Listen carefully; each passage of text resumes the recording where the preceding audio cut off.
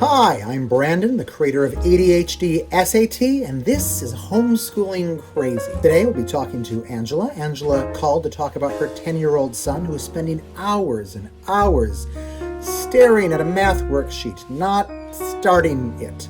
Here's her struggle. Where I copied down the text that you sent me yesterday. Yes! I'm bored. My kid is bored.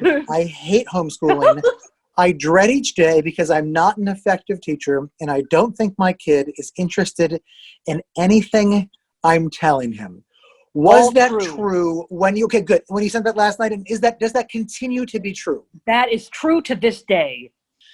Then I would love to help you find a much, I would say easier, and yet I'd also say more challenging way of doing the math, learning the rest of the So the fourth thing grade, is, right? the worksheet was challenging Mhm. in that he didn't want to do it. The Sure. material wasn't challenging in the slightest. So Yes. I feel like Uh, it was the wrong kind of challenge and none of the yeah. right kind of challenge. I have an idea for you. Great. Um, I can want I to hear it. is it can I cook up a video for you and actually Yes, send it to you? please. And then Please. have you try it out, and then we'll see kind of how it goes. Okay, that'd be Okay, awesome. cool. Hey, Angela, I've been giving this some thought, and here's what I got for you. I call these boss questions. This is something that I came up with in teaching third, fourth, and fifth grade math that has, frankly, sort of changed the way that I look at teaching in general. All it requires for you to pull this off is a worksheet or a quiz or something from your son.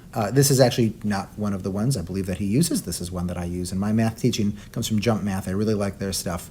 But you can use, frankly, anything. Again, this is also a quiz. You can use homework or what have you, test, whatever you want. I want to get rid of this. Okay, and you can do this all in 4 easy steps. Step number 1 is to start with the problem that is the hardest. So ordinarily when students are doing stuff, they start with the easy things and then gradually they move on to the middle difficulty things and then only finally do they get to the very hardest things. This seems to me to be stupid because it can be great for a lot of people, and of course it makes a lot of sense. But for someone like your son who is naturally gifted at math, this is death. Instead, just nix out. He is hereby excused from having to do any of the easy problems if he can solve the hard problems. Let's actually take a look at this, shall we?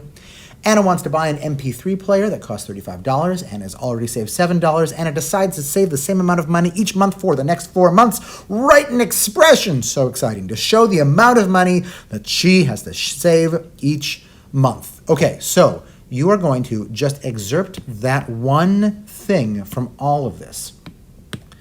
And then, step 2, what you are going to do is to make that problem even harder, because that problem is not hard enough to grab your son's engagement. Here's what I came up with.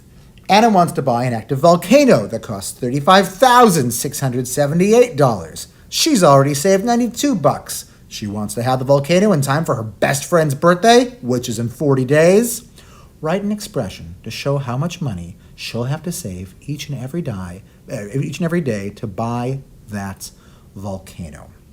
Okay, you've taken this, you've made this ridiculous. I want to point out that we haven't changed any of the concepts that are inside of this, right? This is the same word, almost exactly the same word problem, even word for word. We're just making the numbers and, in this situation, some of the crucial nouns slightly different for this. You wouldn't think this would make a big difference in how kids engage a problem. Kids are surprising creatures. Then the step 3 for all of this is to take it out of the worksheet, because worksheets are where creativity goes to be snuffed out. Write it on a piece of paper. It's okay if it's a piece of printer paper. If you have any kind of bigger paper at home, that's even better. Make sure to save a lot of blank space around the margins like this for him to think with his pencil. There. For him to think with his pencil. This is a huge thing. Oftentimes in math classes, just think back to when you were in math class. How many times per day did you personally ask a question in your math class? Most people would say like 1 or 2 or maybe 3 or 4. Professional mathematicians are asking questions all of the time. So you want to actually design space to ask questions all through the margins of the page. When I'm in class, I incentivize my students.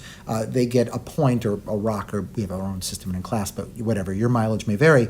I incentivize them by giving them a cool little thing whenever they write down a stupid question on the outside of the margin. The questions are sometimes really dumb.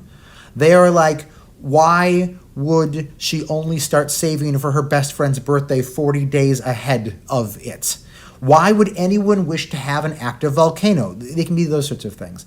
Oftentimes they're more like, how would I go about solving this? What am I even being asked to solve for in the first place? What is an expression? And do I have to do it every day? And you can do all these sorts of things. When you can think out loud and ask questions on paper, it makes the actual thinking about this big hard thing so much easier. And then step 4 is 2, and this is the crucial parts. Give your son a choice. Present him with this one problem that he can do, and if he does that, he doesn't have to do any of this because he understands almost all of this. But if he wants to give up on the boss question, he can always just go back to the worksheet, and then it's his choice. Then he's not being forced to do it. Then he might, here's a prediction, I'm crossing my fingers here, he might actually do the stupid worksheets much more quickly than he otherwise would. Okay, so why does any of this work when this works? I will say that this has been game-changing, day and night sort of difference for me in my math teaching with the math group that I work with in my elementary school. The thing is that we hate, as human beings, as kids, as people with ADHD, and as human beings, we despise challenges that we're just forced into. This is right the hell of this whole coronavirus thing, is that literally 0 people in the world, except for maybe that one guy who contracted the virus because he was competing in a toilet licking contest. So that guy, one guy aside, none of the rest of us chose this, and that is why our suffering is so horrible. But suffering chosen can be wonderful. It can be adventure. Approaching math with a boss question and an option to solve it instead of the ordinary humdrum stuff can make an ordinary math sheet into a very, very small but earnest and true adventure. Thank you for watching. There will be more of these, many more. In the meantime, feel free to subscribe to us on YouTube, like us on Facebook. If you have a high schooler and they have ADHD and they're studying for their SAT or ACT, have them check out my blog at adhdSAT.com. Helps them use their ADHD to crack these tests. And if you have a struggle, and let's face it, we're all being driven quickly insane right now, please send it to me at our website, homeschoolingCRAZY.com.